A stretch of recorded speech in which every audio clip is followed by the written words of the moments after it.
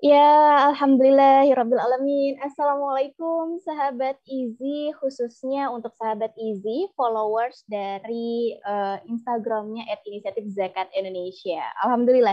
Ini kita kembali lagi ya, bisa bareng-bareng di sini di hari ini, hari Jumat. Insya Allah di Jumat sore yang penuh berkah ini, teman-teman, kami doakan semoga sehat selalu dan bagi yang sedang diuji dengan penyakit. Assalamualaikum sahabat Easy, khususnya untuk sahabat Easy.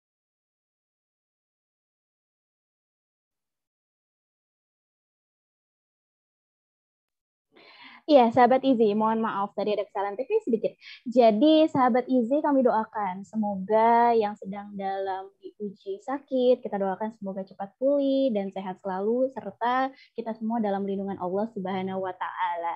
Sahabat Easy, di Jumat sore ini tentunya seperti biasa ya, kalau di program-program event kita lainnya, kayak Sabtu Seru, Minggu Seru, ataupun Rabu Ilmu, kali ini berbeda karena spesial sekali kita hari ini di hari Jumat. Di Jumat sore ini ya, menuju weekend nih, alhamdulillah. Semoga weekend kita nanti semakin seru dengan menjalankan aktivitas-aktivitas yang ada, walaupun tetap kita di rumah saja, sahabat Easy. Dan tetap kembali dengan Fitri di sini, sahabat Easy dari Inisiatif Zakat Indonesia, yang insya Allah nanti kurang lebih 45 menit ke depan ya, kita akan berbincang yang sangat bermanfaat sekali sebetulnya ini, sahabat Easy ya.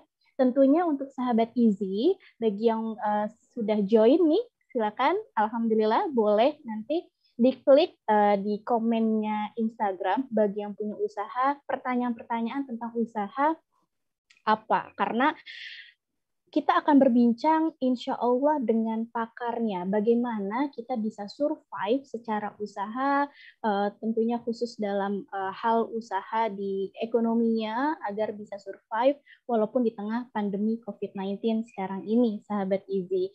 Jadi baru nih ya, nanti kita akan ngobrol-ngobrol dengan Direktur Pendayagunaan Lasnas Inisiatif Zakat Indonesia, Bapak Nana Sudiana, dan juga yang tadi kita sampaikan, pakarnya ini dari Bapak Haji Pujo Sarwoko. Beliau adalah Ketua Dewan Penasehat Rohis At-Taqwa GMF, sekaligus beliau juga Direktur Line Operation PT GMF Aero Asia Tbk. Siapa yang tidak tahu GMF ya? Garuda Indonesia. Kita tahu semua itu bagaimana yang memiliki brand positioning di bidang transportasi pesawat, sahabat Easy. Jadi yuk langsung komen, ramaikan komennya Instagram Live Easy kali ini di Jumat sore ini. Yang mau bertanya langsung disampaikan pertanyaannya, atau kita ramaikan dengan hashtag apa ya kira-kira, sahabat Easy ya, bisa dengan usaha mudah atau tetap semangat berusaha. Ayo kita ramaikan hashtagnya di komenan Instagram live-nya Inisiatif Zakat Indonesia. Dan tidak berpanjang lebar, Fitri di sini, karena alhamdulillah ini kami lihat sudah terhubung dengan Direktur Pendayagunaan Lasnas Inisiatif Zakat Indonesia, ada Bapak Nana Sudiana, juga ada Bapak Pujo Sarwoko. Jadi langsung saja Fitri berikan panggungnya untuk Bapak Nana Sudiana dengan Bapak Pujo Sarwoko. Silakan Pak Nana. Terima kasih Mbak Fitri. Baik, Bapak Ibu sahabat Easy yang dimuliakan Allah, alhamdulillah kita bisa bertemu kembali di forum ini yang Mbak Fitri sampaikan. Ini sebuah kesempatan yang luar biasa. Tengah kita sudah hadir Pak Pujo, tadi Mbak Fitri sampaikan. Pak Pujo ini bukan orang asing di industri, insya Allah. Pak, nama lengkapnya Bapak Haji Pujo Sarwoko. Mbak Fitri sudah sampaikan juga, beliau adalah Ketua Dewan Penasehat Rohis At-Taqwa GMF, sekaligus sebagai Direktur Line Operation PT GMF Aero Asia Tbk. Jadi Bapak Ibu, sebuah kesempatan yang sangat berharga kita bisa hadir dan bisa bersama-sama menimba ilmu, menimba informasi, sekaligus nanti mudah-mudahan ada trik Pak Pujo ya, ada arahan, ada semacam kiat-kiat taktis sehingga kita semua bisa mengambil manfaat dari pertemuan kita sore hari ini. Baik Bapak Ibu sahabat Easy yang dimuliakan Allah, kita awali dengan baca bismillah. Bismillahirrahmanirrahim. Selanjutnya saya sudah kenalkan Pak Pujo. kita ingin mendapatkan gambaran dari Pak Pujo yang sudah lama di industri pesawat terbang dan sekitarnya, Pak. Jadi saya kira ini perusahaan yang jauh lebih rumit dibanding angkutan darat, karena presisinya harus pasti dan ada banyak hal yang jelas menuntut akurasi yang tinggi. Jadi dibanding bajai apa sepeda motor, apa mobil, nah, pesawat ini jauh lebih risikonya lebih tinggi karena tidak ada kemungkinan mogok di tengah jalan gitu. Kalau mobil masih bisa mogok, tapi kalau pesawat jangan sampai. Jadi itu gambaran sederhananya. Tapi kerumitannya pasti jauh lebih kompleks dibanding mengelola jalur darat maupun laut. Nah, nanti bersama Pak Pujo kita akan mendengarkan gambaran bagaimana di tengah-tengah pandemi yang masih hebat ini, di gelombang keduanya yang luar biasa, banyak saudara, tetangga, teman, juga banyak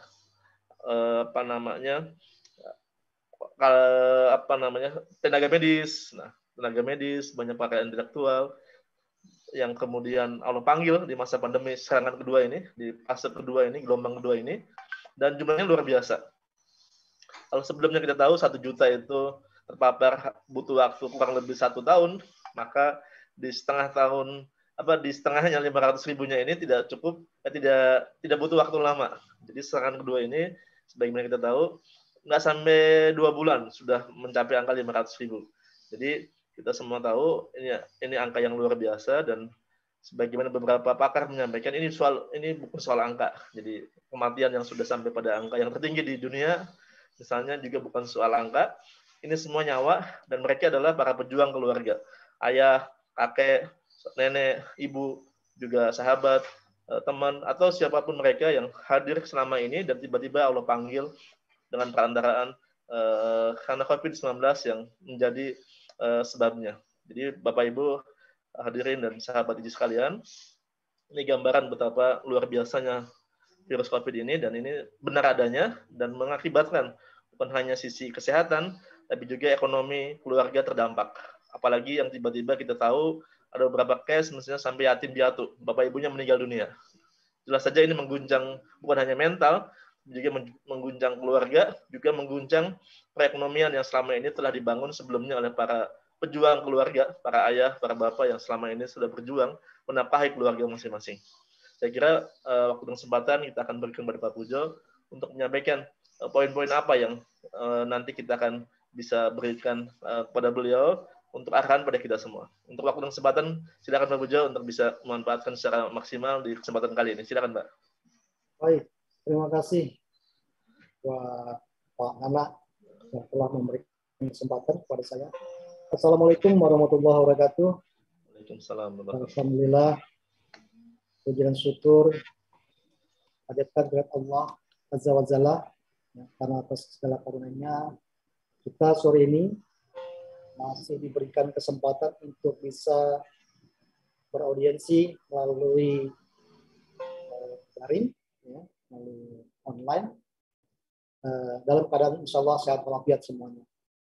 Salawat salam tentunya tidak lupa senantiasa kita curahkan kepada junjungan kita baginda Rasulullah Muhammad SAW. Semoga kita semuanya mendapatkan syafaat kelak di yaumil hisab. Amin ya rabbal alamin. Pertama, terus terang saya harus menyampaikan satu kehormatan yang luar biasa diundang oleh sahabat Izi sore ini untuk berbagi cerita. Saya tidak akan mengajarkan sesuatu, mungkin saya hanya ingin menyampaikan satu sharing experience saja dalam acara live exclusive event Korban Fest Izi tahun 1442 Hijriah ini. Sesuai dengan tema atau judul yang diberikan kepada saya, yaitu strategi usaha tetap semangat di masa pandemi, maka saya akan mencoba sore ini kita berbincang dari dua hal tersebut sesuai dengan temanya. Tapi sebenarnya saya juga mohon maaf apabila nanti mungkin penjelasan saya tidak bisa memuaskan seluruh sahabat Izzy. Itu semata-mata karena mungkin karena kemampuan saya memang masih harus banyak belajar. Saya percaya mungkin Pak Nana Suryana ini juga jauh lebih profesional dibandingkan dengan saya gitu. Ya. Lupa pula saya titip salam ya Pak buat Pak Wildan Rewayana selaku Direktur Utama Izzy. Dan terima kasih atas kerjasamanya yang sudah berjalan dengan sangat baik antara Rohis GMF dengan Izzy di beberapa kesempatan terakhir. Baik sahabat Izzy yang dimuliakan Allah. Berangkat dari judul dan tema diskusi kita sore ini, yaitu strategi usaha tetap semangat di masa pandemi, maka izinkan saya untuk membagi sharing ini dalam 2 subtema, yang insya Allah akan saya sampaikan secara sederhana saja, dan dalam tempo yang sesingkat-singkatnya, mudah-mudahan bisa dipahami oleh sahabat Izzy semua. Pertama, dari tema tadi, maka kita ada 2 hal yang akan kita diskusikan sore ini, yaitu pertama tentang strategi, artinya strategi usaha di masa pandemi, dan yang kedua bicara juga tentang semangat, baik mempertahankan semangat maupun membangun semangat untuk berusaha di masa pandemi ini. Ya, bicara tentang strategi, maka kalau saya coba-coba kulik dari Kamus Besar Bahasa Indonesia, salah satu arti daripada strategi itu adalah ilmu dan seni untuk menggunakan seluruh sumber daya yang ada dalam satu organisasi, apakah itu perusahaan ataupun negara, untuk melaksanakan kebijakan atau target atau tujuan tertentu yang ingin dicapai oleh organisasi tersebut pada periode tertentu. Nah, berangkat dari salah satu arti strategi ini, saya akan membatasi perbincangan kita. Pertama adalah mengenai masalah periode. Jadi sesuai dengan judul sore ini, maka periode yang akan kita bahas ini adalah periode tentang atau periode selama masa pandemik. Sebagaimana sama-sama kita ketahui, sahabat Izzy, bahwa pandemik di Indonesia ini sudah terjadi sejak awal tahun 2020 yang lalu.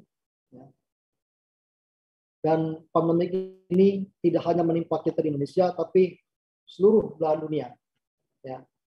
Hampir seluruh negara di dunia ini terkena dampak dari pandemi COVID-19. Pandemi ini telah membawa perubahan yang sangat luar biasa dalam kehidupan kita. Ya. Karena dengan pandemi ini terjadi perubahan pola hubungan atau interaksi manusia dengan manusia maupun juga manusia dengan alam dan lingkungan sekitar. Dampak yang terasa adalah tidak hanya di bidang ekonomi dan keuangan, tapi juga mungkin ya juga akan sangat berdampak dalam sistem pertahanan keamanan, termasuk juga dalam kehidupan beragama, keagamaan dan peribadatan. Ini sudah sama-sama kita ketahui dan sama-sama kita rasakan. Nah, pada sore ini saya akan coba membatasi diskusi kita bagaimana pandemik itu berdampak pada industri aviasi, di mana kami PT GMF Asia sebagai industri yang bergerak di bidang jasa perawatan maupun perbaikan pesawat udara ada di dalamnya.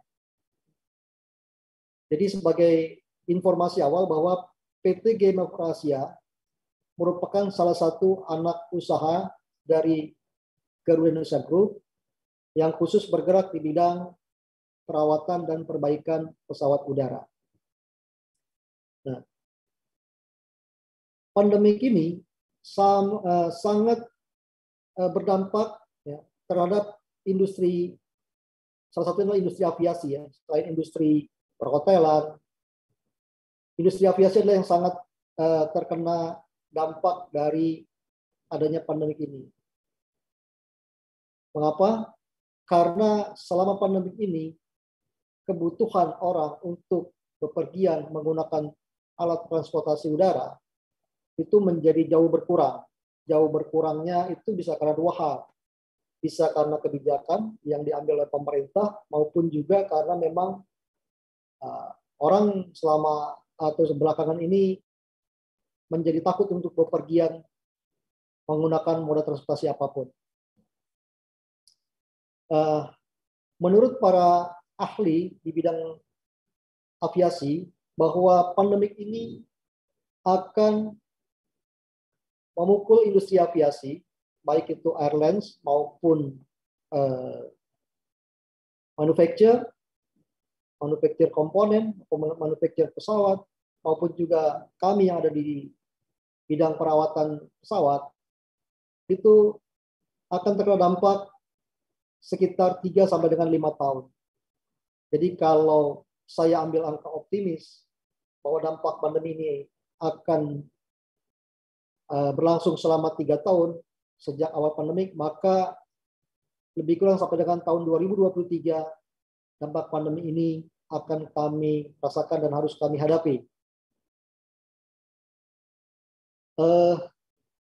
Tentu bukan hal yang mudah, ya, di mana dalam situasi seperti ini, ya, yang kami anggap sebagai cobaan dari Allah, Tuhan Yang Maha Kuasa, bahwa kami yang diamanahkan sebagai manajemen di perusahaan tentunya harus bisa mencari strategi baru, ya, bagaimana agar tetap perusahaan kami bisa tetap survive di masa sulit ini.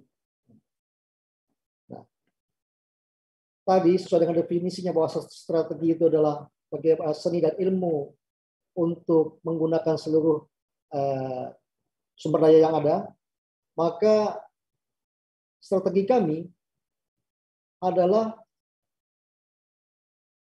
kami bagi menjadi dua bagian besar. Pertama adalah strategi di bidang bisnis, dan kemudian yang kedua di bidang non-bisnis. Strategi kami di bidang bisnis tentunya adalah kami pertama harus mereview semua program kerja, semua rencana, semua target yang telah dicanangkan sebelumnya di masa sebelum pandemi untuk segera dan secepatnya kami sesuaikan dengan kondisi yang ada saat ini. Salah satunya adalah bagaimana kami melakukan diversifikasi usaha. Kalau sebelum pandemi, main customer kami itu adalah pesawat-pesawat komersial, pesawat-pesawat yang membawa penumpang, baik itu dari Garuda Indonesia Group, ya, Garuda dan Citylink, maupun customer-customer kami yang lain. Karena alhamdulillah kami memiliki customer dari 70 negara dan kami memiliki juga sertifikasi dari 25 negara untuk melakukan perawatan pesawat dari customer-customer kami.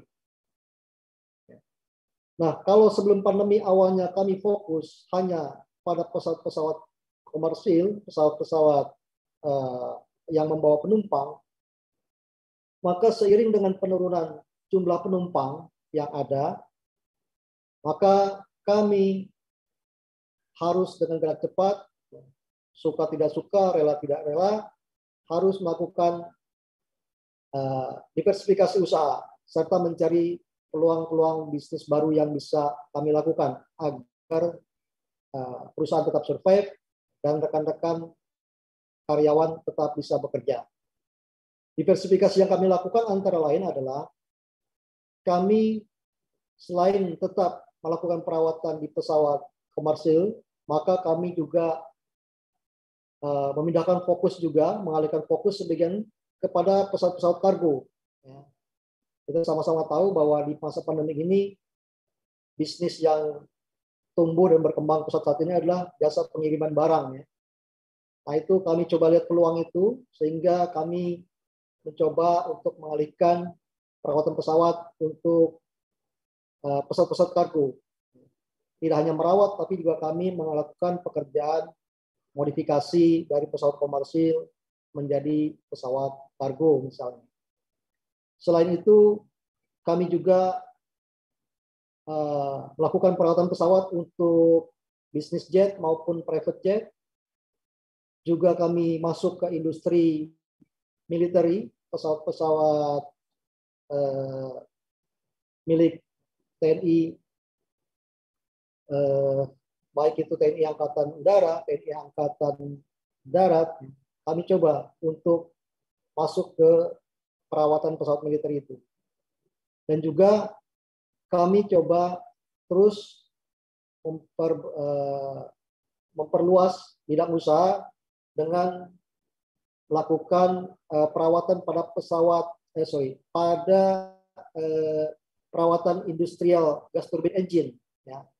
Jadi ini adalah khusus bidang yang non aviasi.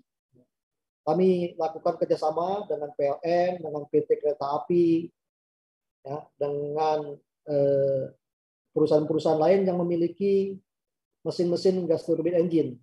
Nah, kami melakukan perawatan pada mesin-mesin industri mereka. Itu strategi yang kami lakukan di bidang bisnis.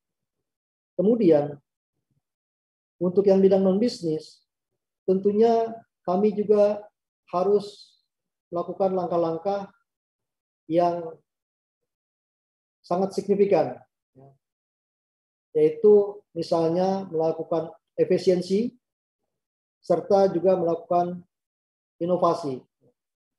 Efisiensi tentunya seiring dengan adanya pandemi ini, maka kami harus melakukan perubahan pola dan budaya kerja yang ada di kami, khususnya untuk area staffing maupun sporting. Maka yang awalnya kalau bekerja itu jam bekerjanya adalah tetap, masuknya misalnya office hour-nya mulai jam 7 sampai dengan jam 4 sore misalnya. Maka di masa pandemi ini kami sesuaikan, ya. Selain adanya working from home (WFH), maka untuk yang working from office pun, ya, yang bekerja di kantor, kami lakukan secara fleksibel. Tujuannya apa? Supaya interaksi antar manusia di kantor kami bisa kami kurangi semaksimal mungkin. Pertemuan-pertemuan maupun meeting-meeting juga kami ubah dari yang sebelumnya offline menjadi online. Itu untuk efisiensi. Kemudian kami juga melakukan inovasi. Ya. Tujuannya adalah bagaimana kita bisa menyelesaikan pekerjaan, proses produksi itu dengan cara-cara yang efektif dan efisien, dengan tenaga kerja atau jumlah manpower lebih sedikit, tapi hasilnya bisa lebih cepat diselesaikan. Salah satu produk inovasi kami adalah kami bersyukur, ya, teman-teman kami di area cabin maintenance services itu melakukan atau membuat satu alat untuk disinfeksi kabin pesawat terbang. Ya, jadi kalau awalnya itu lakukan disinfeksi itu secara manual, ya, dengan melakukan penyemprotan secara manual, yang masa manual, tentunya alat itu kita panggul ya di belakang gitu kan, seperti kayak kita mau nyemprot hama atau apa gitu. Nah, tapi teman-teman punya kreativitas dan inovasi, mereka membuat semi robotik. Jadi pekerjaan itu yang awalnya harus diselesaikan dalam satu pesawat itu oleh lebih kurang 8 orang, dengan alat itu cukup 2 orang. Satu mendorong, yang kedua mensupport dengan membersihkan sisa-sisa penyemprotan. Ya. Kalau tadinya kita butuh waktu sekitar 1,5 sampai 2 jam untuk melakukan itu di pesawat, maka dengan alat itu alhamdulillah kami bisa mempersingkat menjadi cukup hanya sekitar 30 menit untuk satu pesawat. Nah, ini yang kami dorong terus, ya, kepada jajaran kami, bagaimana di masa seperti ini kita harus tetap yakin bahwa di balik ujian, Allah pasti ada peluang yang tersimpan di situ. Dan tugas kami dan kita semua adalah menemukan peluang-peluang yang ada. Itu kalau kita bicara tentang strategi yang kami lakukan di perusahaan kami. Kemudian bicara tentang semangat.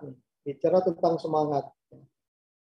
Maka kalau kita bicara tentang semangat, kita tidak akan terlepas dari pemahaman kita tentang gairah, ya, atau nafsu, atau juga hasrat, ya. Intinya kita bicara tentang keinginan manusia yang timbul dari dalam dirinya untuk mencapai sesuatu, yang diharapkan, yaitu tujuan atau target tadi. Nah, sebagai manusia Indonesia yang negara kita itu semuanya warga negaranya diharapkan beragama dan yakin adanya kekuasaan Allah Tuhan Yang Maha Kuasa, tentunya yang disebut dengan harapan itu adalah kita selalu punya harapan bahwa Allah akan memberikan pertolongan, bahwa Allah akan memberikan anugerah, kebaikan, bahwa Allah juga akan menolong kita dalam kondisi apapun. Itulah yang membuat kita tetap punya semangat untuk menjalani hidup. Nah, sebagai leader di perusahaan, tentunya kami juga harus memiliki semangat kepada Tuhan, bahwa kami yakin bahwa jika kami lakukan pekerjaan itu dengan melibatkan Allah, maka insya Allah sesulit apapun cobaan ini, sesulit apapun badai yang tengah kita hadapi, ya, pandemik ini, insya Allah akan ada jalan keluar yang baik buat kita. Kemudian juga tentunya kami sebagai leader, manajemen di perusahaan juga tetap harus mampu memberikan harapan-harapan itu kepada seluruh anggota kami, seluruh karyawan di perusahaan. Karena leader yang baik itu tidak boleh menampakkan wajah murung, wajah pesimis, wajah putus asa, kan gitu ya. Jadi sesulit apapun, kami akan tetap berusaha dan sangat yakin bahwa selama kami mempunyai niat yang baik, kami berusaha dengan sungguh-sungguh semaksimal mungkin, dan juga kami berdoa, insya Allah apa yang menjadi target, apa yang menjadi keinginan kami untuk tetap survive di masa pandemi ini bisa kami capai. Itu untuk membangun semangat ini juga, ya, kami tentu harus menyampaikan program-program yang dibuat di masa pandemi ini secara terbuka kepada seluruh karyawan. Nah, program-program ini biasanya kami sampaikan baik secara online maupun offline, baik lewat tulisan, media cetak yang ada di perusahaan, maupun juga kita dengan tatap muka. Nah, biasanya kami lakukan ini untuk tatap muka, kami mengistilahkan dengan town hall meeting, ya. Jadi kami lakukan itu setiap bulan, kami sampaikan program-program yang mana yang sudah jalan dan mana yang belum, dan juga pencapaiannya. Nah, dalam dialog itu biasanya juga, atau diskusi itu biasanya kami juga tidak lupa untuk selain memberikan semangat kepada seluruh karyawan, kami juga memohon doa dari segenap karyawan beserta keluarganya di rumah. Karena tadi kami sebagai manajemen hanya mampu untuk berusaha semaksimal mungkin, tapi kami yakin dengan kami berdoa, karyawan berdoa, keluarga di rumah juga berdoa, insya Allah kalau doanya, katakanlah kami punya 5.000 karyawan, kemudian 4.000 karyawan itu kami anggap Muslim misalnya, insya Allah kalau kita berdoa di waktu yang sama, berdoa dengan harapan yang sama, insya Allah doa itu akan dijawab, dikabulkan oleh Allah. Kan itu. Itu nilai-nilai spiritual inilah yang terus kami bangun kepada seluruh karyawan yang ada di perusahaan.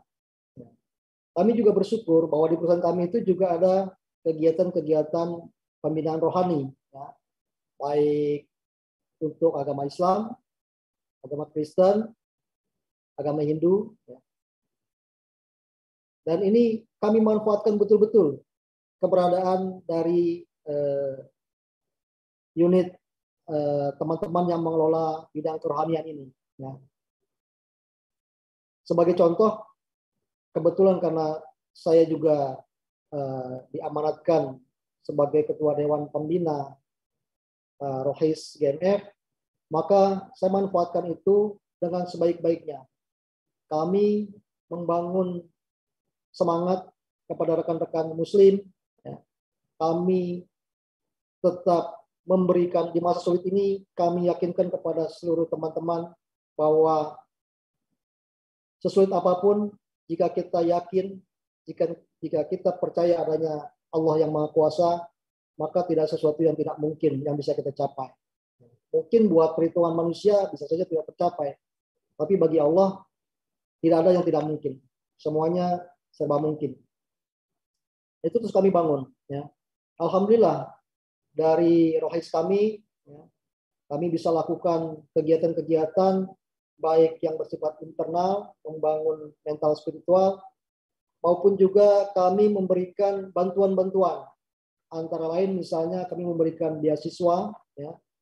Beasiswa ini alhamdulillah dari zaman sebelum COVID, ya, sudah hampir 10 tahun kami lakukan pemberian beasiswa baik untuk pensiunan karyawan yang kebetulan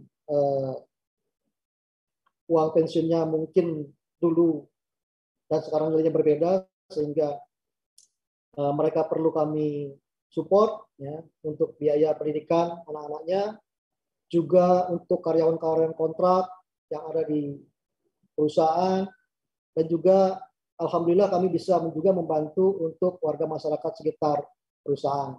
Gitu. Ya, selain beasiswa, hitanan massal yang kami lakukan itu sebagai program rutin biasanya di masa-masa liburan sekolah di tengah tahun atau di akhir tahun kami lakukan kegiatan hitanan massal. Juga alhamdulillah, ya, waktu saya menjadi ketua Rohis, saya coba buka kerjasama, salah satunya adalah dengan IZI. Jadi sebelum saya diamanatkan sebagai direktur, kebetulan saya ketua Rohis di PT GMF juga sebelumnya. Alhamdulillah, ya, dengan kerjasama dengan IZI, kami bisa memberikan apa yang disebut atau kita sebut dengan lapak berkah, begitu ya Pak Nana ya. Lapak berkah ini alhamdulillah bisa memberikan manfaat. Artinya melalui program ini kami tidak hanya ingin memberikan ikan, tapi kami juga ingin memberikan kail gitu. Bagaimana teman-teman di masa pandemi ini yang terdampak bisa mempunyai penghasilan tambahan, ya, ataupun masih bisa tetap survive dengan usaha-usaha yang kami buat kerjasama dengan rekan-rekan dari IZI. Ya. Ini adalah sebagai upaya dan keyakinan kami bahwa keberkahan itu yang kami butuhkan. Keberkahan yang kami butuhkan dari selaku manajemen adalah kami butuh keberkahan itu melalui doa-doa tidak hanya karyawan, tapi juga dari warga masyarakat sekitar. Harapannya tentu dengan kami memberikan bantuan dan pemberdayaan dari sisi ekonomi, mudah-mudahan saudara-saudara kita bisa terbantu, makin baik lagi ibadahnya. Kalau dulu awalnya mungkin menerima bantuan, kami berharap ketika mandiri juga saudara-saudara kita itu bisa memberikan bantuan yang sama buat saudara-saudaranya yang lain yang masih perlu dibantu. Nah, kami sangat yakin dan percaya sebagai manajemen bahwa eh, itulah ya, itulah cara yang terbaik yang bisa kita lakukan untuk bisa tetap survive dan tetap bisa melewati masa sulit ini sampai dengan waktunya tiba. Mungkin itu saja sementara Pak sharing yang bisa saya sampaikan. Terima kasih. Assalamualaikum warahmatullahi wabarakatuh.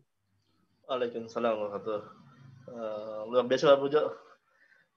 Saya agak bagian tentang doa sebagai jalan untuk membuat perusahaan lebih berkah dan lebih maju ini luar biasa ini Pak. Saya agak terharu terus terang Pak. Perusahaan sebesar Garuda saja luar biasa, masih sangat mengandalkan doa karyawan. Ini mudah-mudahan menjadi jalan pintas Pak, shortcut bagi dimudahkannya Garuda Indonesia dan anak perusahaannya untuk lepas dari secepatnya dari situasi ini, dan kita sama-sama nanti melihat mudah-mudahan pandemi segera berlalu. Baik Pak Pujo, ini secara keseluruhan saya catat tadi Pak, sambil untayan Pak Pujo sampaikan, saya mencatat pada 2 poin utama tentang bagaimana Pak Pujo cerita tentang IMF menghadapi situasi pandemi dengan segala dinamikanya yang luar biasa. Bahkan tadi sampai merawat pesawat kargo, ini kan sebuah hal yang sebelumnya mungkin belum terpikirkan ya Pak, ketika masih jaya-jaya aja situasi, belum ada pandemi. Nah, apalagi kemudian ada juga cerita Pak Pujo tadi merawat pesawat militer. Ini kan sebuah lompatan saya kira. Jadi setelah pandemi berlalu, kata banyak orang, kalau sebuah perusahaan bisa survive ketika susah, nanti di masa sudah tenang jauh lebih sukses dibanding sebelumnya itu Pak. Salah. Jadi Bapak Ibu, sahabat Izi, tadi ada banyak pertanyaan untuk Pak Pujo, ini luar biasa Pak. Yang catatan kedua saya tadi tentang doa itu Pak. Luar biasa memang. Bagaimana Pak Pujo melibatkan karyawan dan keluarganya untuk sama-sama mendoakan Garuda Indonesia, khususnya secara umum ya, secara bangsa Indonesia pada secara umum, untuk supaya ada jalan keluar terbaik dari masalah yang ada. Saya kira nanti akan semakin menarik kalau kita sudah mulai menjawab pertanyaan-pertanyaan yang muncul dari apa namanya yang melihat acara kita hari ini. Jadi mohon izin ya Pak, saya bacakan ya Pak pertanyaan-pertanyaan yang masuk. Ini mohon supaya lebih mudah kita mungkin satu-satu pertanyaannya Pak. Dari akun Lestari, bagaimana caranya membesarkan usaha sementara modal terbatas? Nah, ini yang tantangannya Pak. Bagaimana dalam perspektif Garuda yang besar, mungkin ini lebih skalanya lebih mikro barangkali Pak. Pembesaran usaha. Nah, modalnya nggak ada. Gimana Pak? Iya. Jalannya. Bapak Pujo silakan. Baik, terima kasih. Sahabat Izi, jadi balik lagi, kalau saya adalah orang yang optimis, selama kita mempunyai iman, maka tidak ada yang tidak mungkin. Ya. Kita tidak mempunyai modal yang cukup, bukan berarti sudah habis segala-galanya, tidak punya harapan. Karena modal itu salah satunya adalah masalah kepercayaan, Pak. Ketika kita dipercaya oleh seseorang, ya, kita mempunyai apa ya, semacam semangat, attitude yang baik, saya yakin orang akan melihat itu. Dan apalagi kalau orang itu mengkategorikan kita sebagai orang yang amanah, maka yang tadinya tidak punya modal mungkin akan ada Pak yang memberikan modal kepercayaan itu. Ya, kita bisa dapat bantuan modal seperti itu. Ya. Apalagi jika kita bisa membuktikan ketika kita diberikan amanah itu, kita bisa membuktikan dan bisa memanfaatkan pemberiannya atau pinjamannya itu dengan sebaik-baiknya sehingga berhasil. Jadi menurut saya tidak usah khawatir, ya, karena modal adalah salah satu bagian dari kunci kesuksesan, Pak. Jika kita ingin berusaha, ya. Masih ada kunci-kunci yang lain. Ya. Salah satunya tadi, Pak, keyakinan. Keyakinan kita bahwa Allah akan memberikan jalan keluar. Ya. Kalau mungkin dalam salah satu ayatnya kan Allah menyampaikan bahwa apabila kita bertakwa, maka Allah akan memberikan jalan keluar. Kan kuncinya hanya itu Pak, salah satunya. Kita harus yakin bahwa insya Allah ada jalan keluar terbaik untuk kita selama kita yakin bahwa Allah itu ada. Karena Allah cuma memerintahkan kita untuk bergerak, sementara rezekinya itu ditanggung oleh Allah kan gitu. Itu mungkin Pak salah satu jawaban saya. Jadi intinya memang menjawab Mbak Lestari tadi, modal itu bukan mesti uang ya Pak? Iya, modal itu tidak dengan uang. Iya, jadi tidak hanya uang, tapi juga bisa modal kepercayaan. Betul, kepercayaan Pak. Karena banyak sekali bisnis sekarang itu yang modalnya hanya kepercayaan. Seperti Iya. reseller barang itu kan tidak ada uang yang dimiliki. Betul Pak, tidak transaksi uang, tapi modal percaya dulu kan.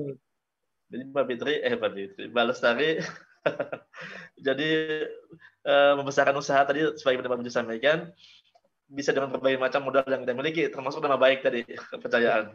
Jadi kalau kita masih punya nama baik, masih dipercaya, insya Allah akan ada banyak kemungkinan kita bisa membesarkan usaha ya Pak, insya Allah. Iya. Ya, baik. Begitu Mbak Lestari, kita akan ke akun berikutnya yang bertanya dari Bapak atau Mas Japar. Di tengah perusahaan yang terhimpit, bagaimana kita tetap bisa memuliakan karyawan-karyawannya? Nah ini Pak, tadi sebagian mungkin sudah terjawab, tapi mohon diberikan penekanan Pak, bagaimana memuliakannya ini Pak? Baik, jadi gini, sahabat Izi, ya. Dalam salah satu hadis Rasulullah menyampaikan bahwa barang siapa memudahkan saudaranya, maka Allah akan memudahkan urusannya, kan gitu. Berangkat dari itu juga, ya, berangkat kalau dari keyakinan itulah, maka insya Allah, ya, kalau kita ingin terbebas dari kesempitan atau katakanlah tadi kesulitannya, maka kita yakin saja, Pak. Kita yakin, kita husnuzon pada Allah. Ya. Kemudian kita coba membantu atau menolong orang lain dengan modal yang kita punya, gitu. Tidak harus berupa uang. Balik lagi, saya karena buat saya pribadi uang itu bukan segalanya. Jadi kenapa kita mesti takut gitu loh? Ya. Saya ilustrasikan seperti ini Pak. Jadi saya ketika menghadapi masa-masa sulit, misalnya, saya selalu teringat atau terkenang menyaksikan anak-anak saya ketika mereka baru mulai belajar merangkak, kemudian berdiri, berjalan dan akhirnya berlari kan gitu. Ya. Ketika anak-anak itu masih kecil-kecil, mereka berkali-kali jatuh Pak. Berkali-kali mungkin terbentur, kepalanya terbentur meja, tarik taplak juga memecahkan piring atau gelas yang ada di meja kan gitu.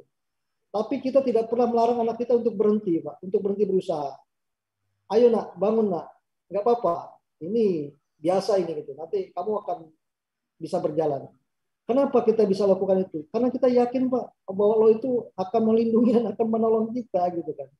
Ya. Jadi kalau sekarang kita menghadapi masa-masa sulit, kenapa kita tidak mengenang masa kecil kita ketika kita baru seperti itu, atau mengenang masa kecil anak-anak kita, ya, bahwa itu dalam hidup itu biasa, gitu, ya. Jadi saya bilang tadi bahwa kesusahan itu tidak hanya tergantung pada uang, tapi juga tadi pada perilaku, nama baik, ya. Yang pertama keyakinan, kemudian juga keuletannya. Jadi kalau misalnya sekarang saya mohon maaf Pak Nana, misalnya saya katakan gini, kalau kita melihat Pak Nana sekarang ini sudah menjadi direktur, itu adalah karena kita melihat prosesnya Pak Nana di tahap ini, tapi kita tidak tahu proses tahap awalnya Pak Nana seperti apa kan gitu. Iya, ada yang instan kan gitu Pak ya. Semua orang tahunya, oh iya kita ada di posisi ini gitu loh. Padahal ini mungkin baru pertengahan atau jangan-jangan bagian akhir dari perjalanan hidup kita kan gitu. Ya. Tapi nggak ada orang yang berusaha mencari tahu gimana awal mulanya kita sampai berada di posisi ini kan gitu. Jadi buat sahabat Izi, sekali lagi tidak usah khawatir ya. Tetap aja kita yakin, tetap aja kita berdoa, tetap juga kita berusaha. Ya. Intinya Allah, manusia Allah. Doa, ikhtiar, doa. Itu adalah kunci dari kita dalam menjalani hidup ini. Dan itu selalu Pak saya bawa dalam kehidupan di perusahaan juga, prinsip-prinsip itu. Iya, baik Pak Bejo, ini luar biasa. Jadi kita serasa bukan mendengar seorang pebisnis ini Pak, seorang ustadz. Jadi kunci tadi pertanyaan dari Bapak atau Mas Japar ini tentang memuliakan itu sudah terjawab insya Allah. Iya. dengan memudahkan urusan karyawan semua dan kemudian mendorong mereka untuk bisa terus tumbuh dengan baik. Dan satu lagi Baik. Pak, yang paling penting kita memuliakan orang tua kita Pak. Oh iya betul. Alat untuk mempercepat Ya. kesuksesan kita. Jadi kalau Mas Jafar tadi masih punya orang tua, saya berharap muliakanlah orang tua Mas Jafar ya. Insya Allah dengan doa orang tua yang langsung tembus langit, nggak ada yang nggak mungkin. Iya. Baik Pak. Tadi Pak Jafar atau Mas Jafar mungkin bisa terus memantau. Intinya ada senjata yang luar biasa yang Allah kasih kita berupa kehadiran orang tua. Mudah-mudahan kita semua masih ada. Bagi yang masih ada, yang belum, yang sudah tidak ada lagi, mudah-mudahan kita doakan. Kita masih terus nyambung dengan doa. Karena doa anak soleh itu masih terus nyambung pada orang tuanya. Tidak terhijab dengan sudah meninggal atau belum. Baik, Pak Pujo, selanjutnya ini ada semakin menarik pertanyaannya nih Pak, semakin sore. Jadi ini ada yang penasaran kayaknya sama Bapak nih Pak. Berdasarkan pengalaman Bapak di dunia usaha, jenis usaha apa yang paling mudah dikembangkan selama pandemi? Apa saja Pak? Jenis usaha yang paling mudah khususnya untuk anak muda. Nah ini Pak. Ini pertanyaannya konkret ini Pak. Ditunggu sama anak-anak muda. Iya. Ya, baik, saya coba ya. Karena kebetulan kalau saya sepanjang karir saya memang sampai Allah amanahkan nanti seperti apa saya nggak tahu. Tapi sejauh ini memang saya lebih berkarir di industri aviasi. Gitu. Ya. Tapi kebetulan saya juga punya banyak sahabat di luar. Jadi gini, untuk usaha apa yang sekarang ini yang bisa dilakukan oleh anak-anak muda, ya, khususnya di masa pandemi ini, mungkin gini Pak, bahwa tadi peluang yang sangat besar di masa pandemi ini adalah kita ada peluang jasa transaksi online ya, jual beli online, kemudian bisnis pengiriman barang, ya. Itu adalah dua hal yang saat ini benar-benar booming ya di masa pandemi ini. Nah, kuncinya adalah tadi kita bisa manfaatkan itu, kita bisa ambil kesempatan itu dengan sebaik-baiknya untuk kita coba. Kenapa? Karena bisnis online itu kita tidak perlu banyak keluar rumah. Kemudian kalau bisnis jasa pengiriman barang, itu adalah modalnya adalah kepercayaan, tepat waktu, barang yang kita sampaikan atau yang kita terima dan kita kirim itu sampai ke tujuan dengan selamat kan gitu. Ya. Ini adalah bisnis-bisnis yang bisa dicoba. Ya. Kemudian yang penting bisnis kita itu mempunyai pembeda, gitu. Istilahnya apa ya? Eye-catching gitu lah ya, supaya orang penasaran dulu gitu. Penasaran bikin orang penasaran itu bisa macam-macam. Bisa dari warna produk, bentuk produk, nama produk kan gitu ya. Kita bikin aja yang kira-kira yang eye-catching seperti apa sih gitu. Gitu kan. Ketika orang sudah penasaran, orang tertarik, maka akan coba untuk memakai produk kita. Gitu. Ya, begitu juga dengan bisnis-bisnis di jasa pengiriman barang ya. Saat ini sangat menjamur. Nah, kalau kita tidak punya modal yang cukup untuk membuka semacam katakanlah misalnya, saya nggak boleh sebut merek ya di sini Pak ya, yang sudah punya nama lah ya jasa pengiriman barang. Nah, kita juga tidak perlu khawatir kalau kita tidak bisa bergabung, ya kita bikin aja. Kita mungkin jemput bola ya Pak ya. Kita sebarkan aja melalui grup teman-teman ya, lingkungan bahwa kita punya bisnis ini, kita siap antar jemput kan gitu ya. Banyaklah peluang-peluang itu yang masih bisa kita lakukan di masa pandemi ini. Mungkin itu, Pak. Oke, baik, Pak Ujo. Luar biasa. Jadi Bapak, Ibu, teman-teman, sahabat Izi semua, tadi sudah cukup banyak disebutkan oleh Pak Pujo, alternatif bisnis untuk di masa pandemi. Dan sepertinya pandemi ini masih panjang ini, Pak. Kita belum tahu sampai kapan ini. Apakah tahun depan selesai, atau lebih panjang lagi dari tahun depan. Kita belum tahu. Dan tadi pilihan-pilihan yang Pak Pujo sampaikan, kami kira menjadi alternatif ya, untuk kita semua coba. Bagi sahabat Iji yang ingin mencoba bisnis ini, kami kira memang menjadi menarik, karena nanti kita bisa memastikan apakah tadi isu-isu masalah online itu relevan dengan minat masyarakat hari ini gitu. Mohon maaf ada yang bahasa lewat Pak. Ini salah satu yang tidak habis di masa pandemi, yang dagang kemana-mana. Baik, terima kasih Pak Bejo, luar biasa. Semakin nyata ini jawabannya, dan kiatnya semakin konkret bagi para penanya. Selanjutnya ini juga ada yang ini Pak, ada yang bertanya tentang ini dari Izzy ini. Ada penasaran juga ternyata. Bagaimana cara Bapak meyakinkan karyawan untuk tetap survive jika misal kondisi kantor saat ini sedang kritis karena pandemi, dan pendekatannya apabila diperlukan diperlukan pengurangan karyawan. Nah ini Pak, ini tantangan juga. Iya. Gimana Pak? Ya, Silakan. memang itu adalah pilihan yang paling sulit ya Pak. Artinya kami juga menyadari itu, bahwa tapi kami selalu, manajemen kami selalu berprinsip bahwa pengurangan karyawan itu adalah pilihan terakhir ketika kita tidak punya cara-cara lain yang bisa dilakukan. Tapi semaksimal mungkin kita upayakan tidak terjadi hal seperti itu. Yaitu karena kami tadi Pak, ya, dengan mengajak teman-teman yang ada di pembinaan rohani, ya, khususnya kalau yang untuk karyawan Muslim, kami lakukan diskusi-diskusi, ya, secara online, gitu.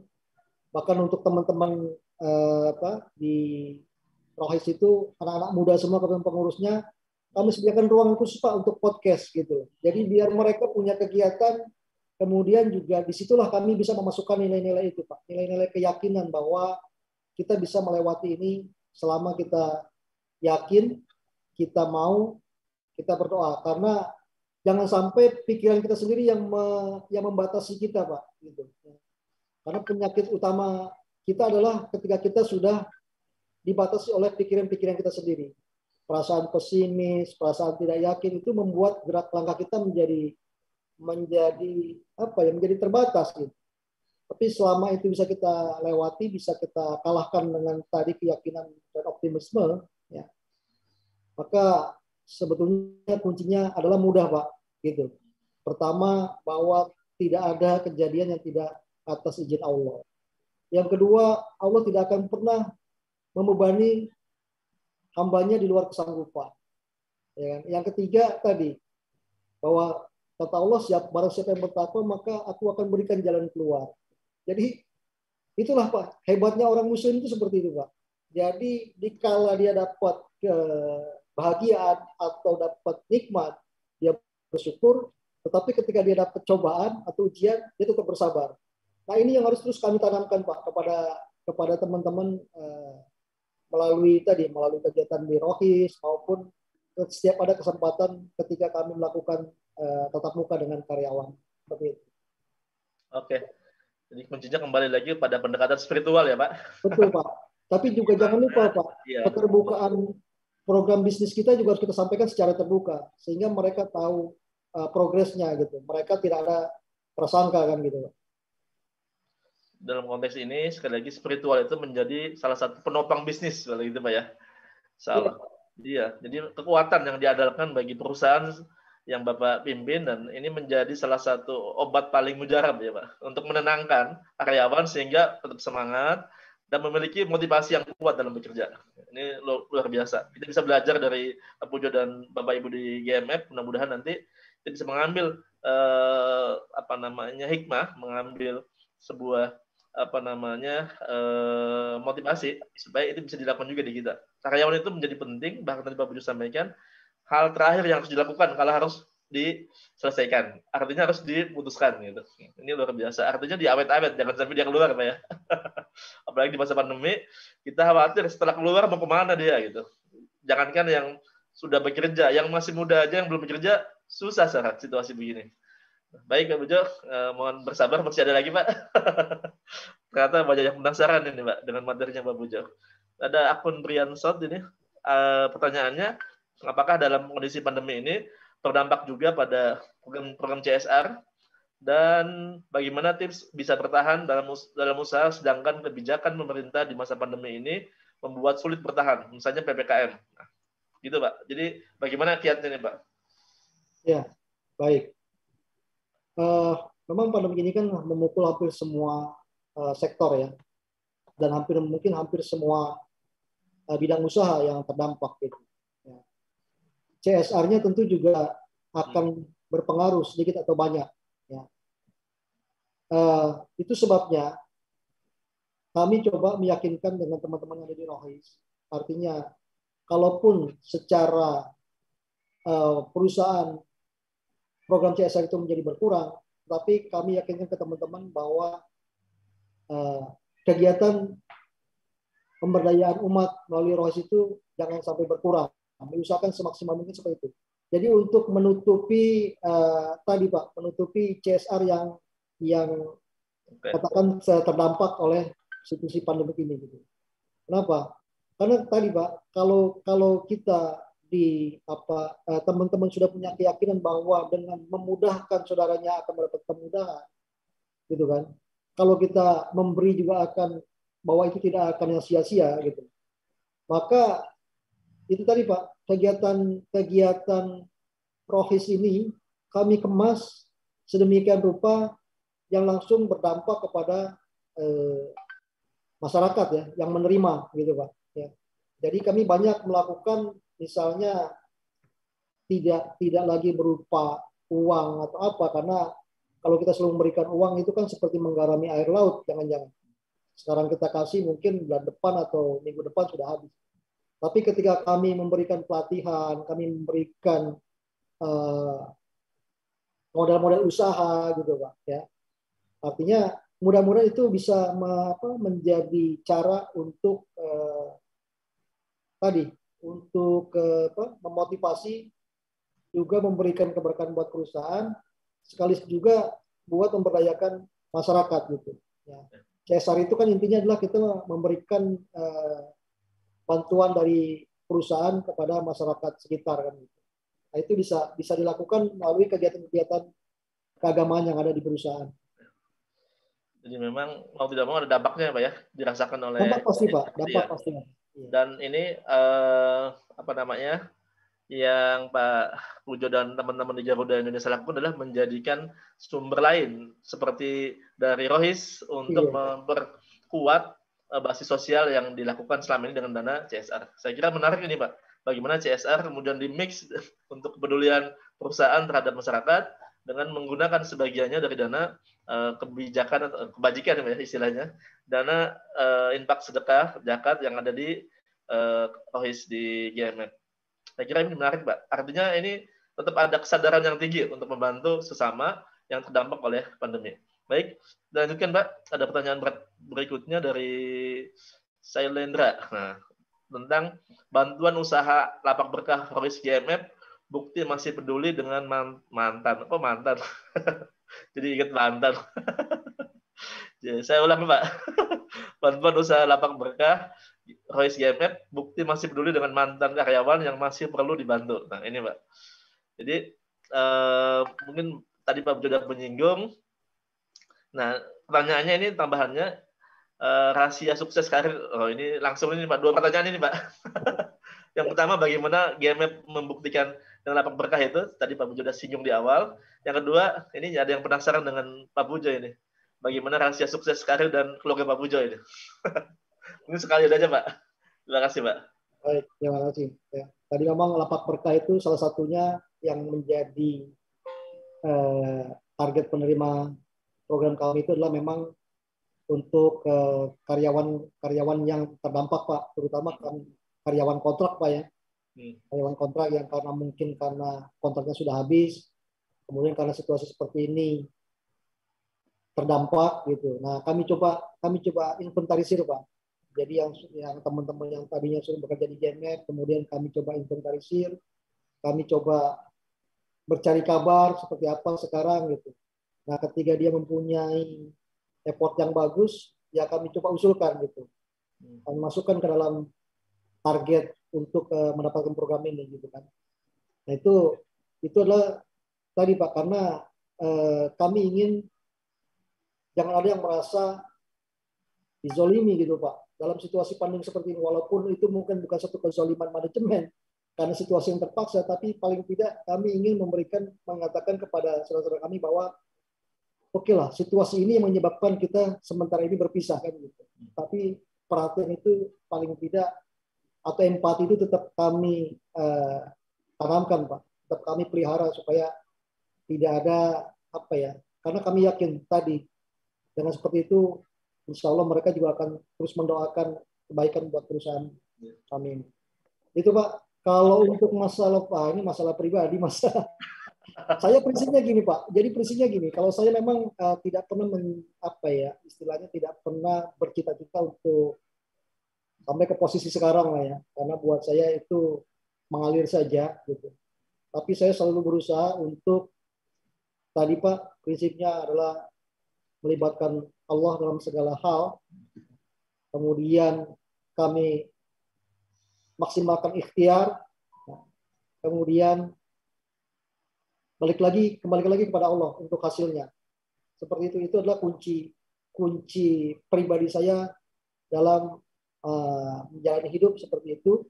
Ya, kemudian yang kedua tadi Pak, bahwa kita harus tetap berbaik sangka kepada Allah. Ya. Kita yakin, optimis gitu. Jadi kalau saya lagi kadang nggak mungkin orang nggak punya masalah gitu. Ketika ada masalah atau ada tanda kutip kegagalan, maka saya selalu ingat ketika anak-anak saya itu masih kecil gitu. Saya selalu memberi motivasi kepada dia bahwa kamu ayo, kamu bisa bangun, kamu bisa berdiri gitu. Nah, jadi saya memotivasi diri saya juga seperti itu. Ini biasa gitu. Nggak ada yang nggak bisa gitu. Nggak apa-apa, ini adalah teguran, ini adalah ujian gitu. Jalan lagi gitu.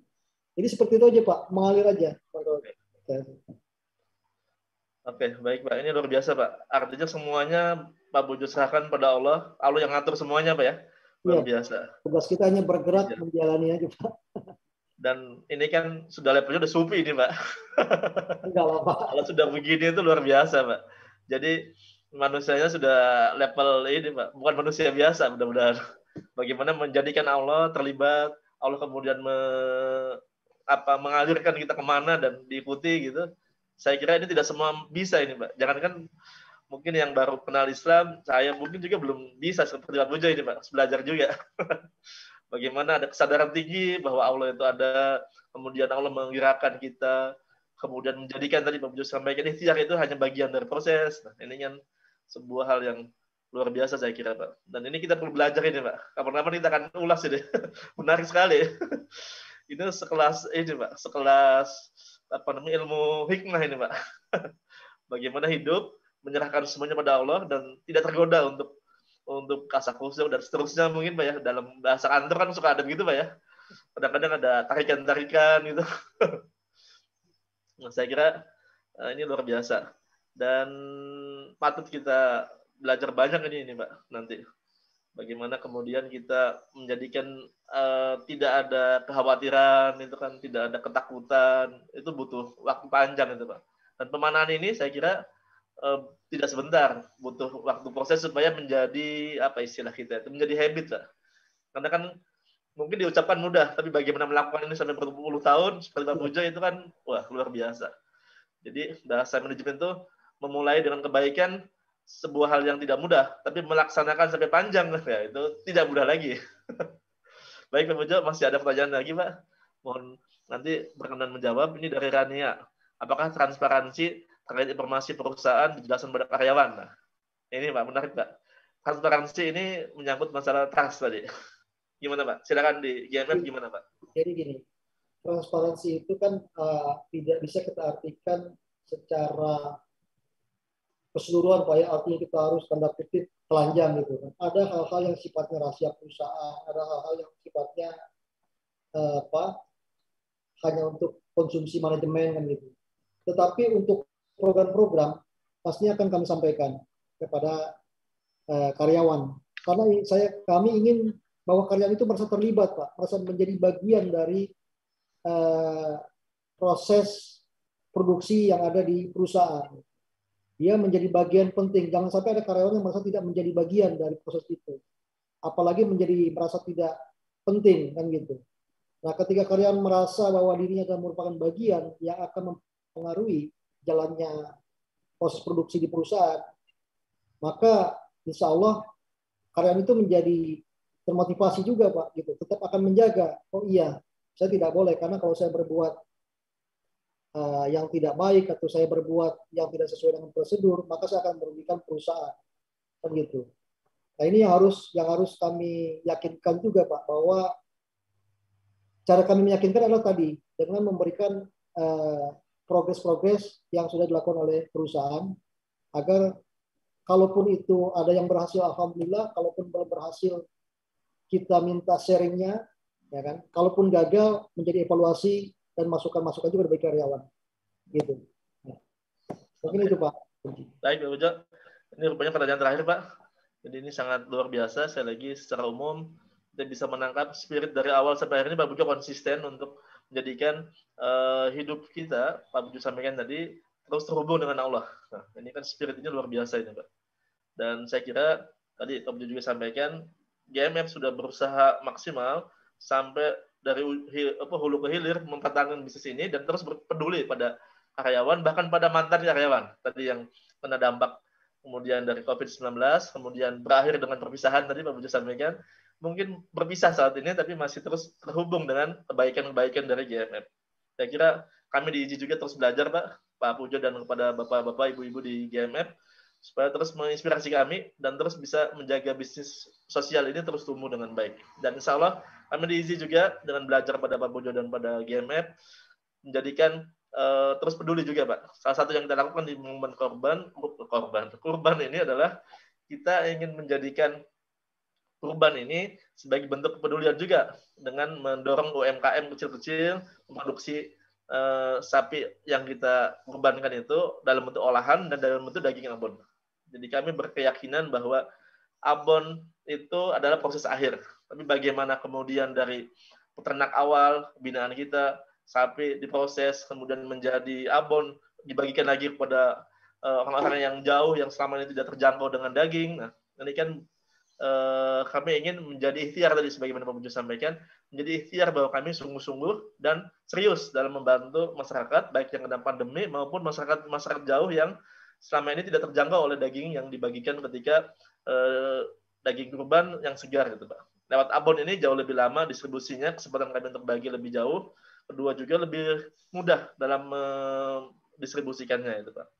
Dan ini sekali lagi bentuk keinginan kami untuk peduli pada masyarakat kecil dengan mendorong mereka terlibat dalam proses abon ini dengan UMKM yang kami gandeng, dan mudah-mudahan juga nanti bisa terus bekerjasama dengan banyak pihak. Dan bagian terakhir dengan Pak Pujo, saya kira di akhir ini kami berharap ada closing statement dari Pak Pujo, bagaimana kemudian rangkaian kita dari awal sampai akhir, dan apa kira-kira Pak Pujo pesan penting dari masalah bisnis ini sehingga menjadi satu spirit dunia dan akhirat gitu, Pak. Gimana, Pak? Silakan, Pak, closingnya. Sebelum Pak saya kalau memberi nasihat, Pak, tapi nggak apa-apa lah. Saya anggap saya menasihati diri saya sendiri. Jadi artinya begini, Pak, bahwa kita pertama harus yakin ya, bahwa Allah itu maha segalanya, maha kuasa. Allah kita minta seberapa banyak pun tidak akan berubah menjadi miskin, kan gitu. Jadi kita nggak usah malu-malu dan nggak usah ragu-ragu ketika kita berdoa kepada Allah, ya mintalah sebanyak-banyaknya gitu. Ya. Kemudian yang kedua, kita selalu niatkan apapun yang akan kita lakukan adalah semata-mata untuk kebaikan, ya, mengharap ridha Allah. Karena kalau kita mengharap kepada manusia, kadang tidak sesuai hasilnya dengan yang kita inginkan. Ya, tapi kalau kita berharap banyak kepada Allah, ketika kita dapat sesuatu yang tidak sesuai dengan keinginan kita, kita masih bisa tersenyum. Kita masih bisa melihat bahwa, oh iya, ini mungkin bagian dari proses kan gitu, yang belum selesai. Yang ketiga, tadi Pak, tetap semangat ya, karena kunci kesuksesan itu adalah ketekunan. Ya. Bukan, jadi kesuksesan itu tidak hanya bermodalkan uang atau kecerdasan, tapi juga perlu keuletan, ketekunan. Ya.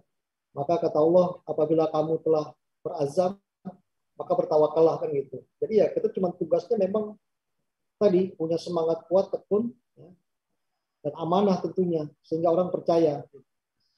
Dan yang terakhir, balik lagi Pak, setelah kita melibatkan Allah di awal, maka kita closing usaha kita itu juga dengan mengembalikan kepada Allah. Jadi kalau menjelang tidur misalnya kita ngelamun dulu, gitu kan, lihat tuh hari ini apa seperti ini, gitu kan. Ya kita berdoa aja, karena kita yakin bahwa Allah itu pasti akan menolong kita, dan kita yakin juga besok pagi kita masih bisa melihat matahari, kan gitu.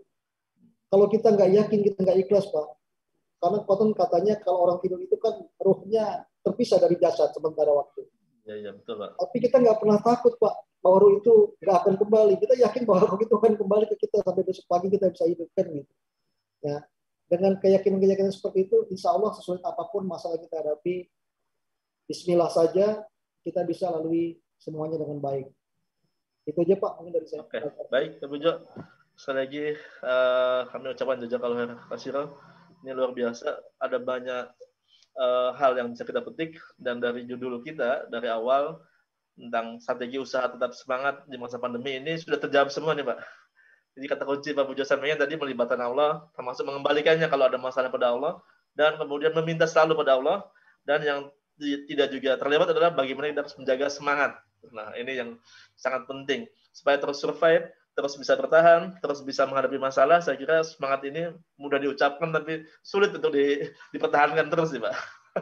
Jadi saya kira spirit hari ini memang membuat kita semakin yakin bahwa sebagaimana Pak Pujo sampaikan, insya Allah selagi ada Allah, kita masih ada kesempatan untuk terus berubah, terus baik, dan menuju pada kebaikan-kebaikan selanjutnya. Jadi selagi kami dari IZI dan dari teman-teman panitia mengucapkan terima kasih atas kehadiran Pak Pujo hari ini. Saya juga semakin semangat ini, Pak. Ini sepertinya apa yang Pak Pujo sampaikan ini akan menjadi lebih menarik kalau dibentuk dalam sebuah buku ini, Pak. Ini saatnya Pak Pujo menjadikan ini sebagai legasi ini, Pak. Bagaimana mengelola bisnis menjadi lebih lebih tenang dengan cara melibatkan Allah dan kemudian terus peduli. Nah, jadi kalau nanti Bapak Ibu, teman-teman sahabat IZI nanti ingin terus membaca spirit yang Pak Pujo miliki, saya kira akan lebih menarik kalau Pak Pujo akhirnya menyiapkan buku tentang bagaimana hidup ala Pak Pujo. Ini Pak Pujo Way mungkin. Kalau ada Honda Way, kemudian Suzuki Way, kemudian ada banyak Microsoft Way, nah barangkali kita akan menunggu. Teman-teman IZI siap bantu insya Allah, Pak. Menunggu bagaimana Pak Pujo menerjemahkan hidup yang selama ini dalam dunia bisnis dalam spirit agama yang tadi Pak Pujo sudah sampaikan luar biasa, dan lebih panjang legasinya kalau kita bisa baca terus dalam dokumen-dokumen yang lebih terstruktur dalam buku ataupun dalam karya Pak Pujo berikutnya. Saya menunggu ini, Pak, menunggu hasil podcast kita ini, hasil hari ini jadi sebuah buku yang menarik sehingga bisa menginspirasi pebisnis lain maupun para pekerja profesional yang lain, juga para penggerak nanti anak-anak muda, supaya kalau kaya, nah kira-kira seperti Pak Pujo lah gitu. kalau jadi profesional itu spirit agamanya kuat gitu, Pak. Saya kira terima kasih sekali Pak Pujo karena terbatasnya waktu, selagi ini yang luar biasa, dan mudah-mudahan kurang lebihnya kami mohon dimaafkan, dan kita akan terus bertemu mudah-mudahan dalam lain kesempatan, dan terus menjadikan kita memiliki semangat yang sama untuk terus tumbuh dan berkembang dengan baik. Sebagaimana slogan IZI, memudahkan dimudahkan, insya Allah. Gitu. Demikian yang bisa kami sampaikan. Saya kembali dengan Bapak Fitri. Assalamualaikum warahmatullahi wabarakatuh. Terima kasih Pak Pujo.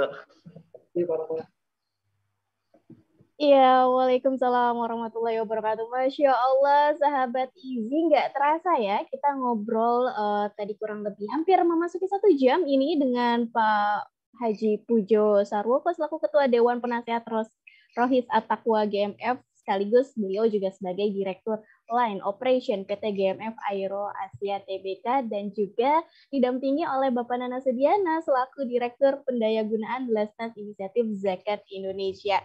Kalau tadi kita dengar adalah poinnya kurang lebih kita harus tetap yakin, semangat, dan bismillah sahabat IZI bagi yang menjalankan usaha walau di tengah kondisi pandemi COVID-19 ini ya, walau terhimpit tapi kita harus tetap semangat sahabat IZI untuk menjalankan apa yang ada di depan mata kita. Dan tadi yang disampaikan Pak Pujo, bismillah saja, jalankan. Insya Allah, Allah akan selalu menyertai kita.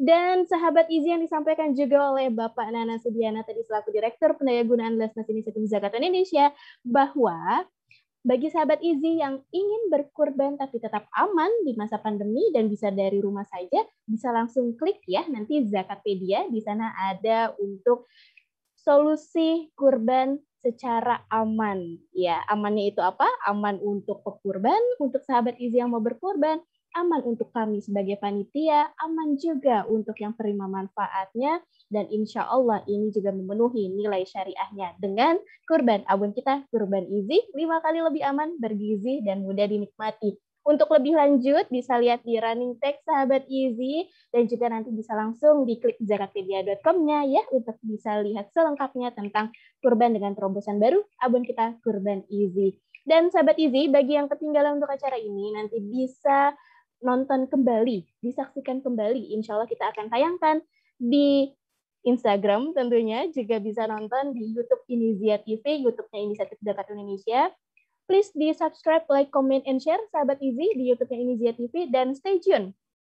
Besok kita akan ada acara yang lebih menarik dengan Chef Ragil. Siapa yang nggak kenal Chef Ragil? Apa yang mau diomongin sama Chef Ragil? Apakah berbicara tentang makanan yang lezat-lezat?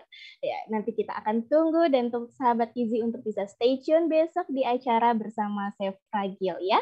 Jadi tetap follow dan boleh di-share dari media sosialnya Inisiatif Zakat Indonesia ke seluruh rekan-rekan sahabat Izzy dari Instagramnya Inisiatif Zakat Indonesia.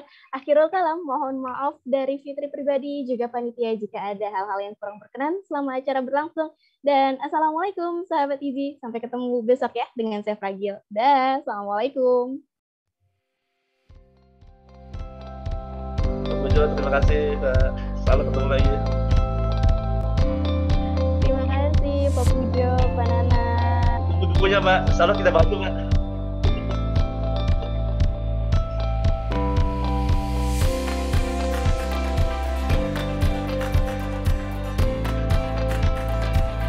Itu ya, izin ya. Ya Pak, kasih Pak.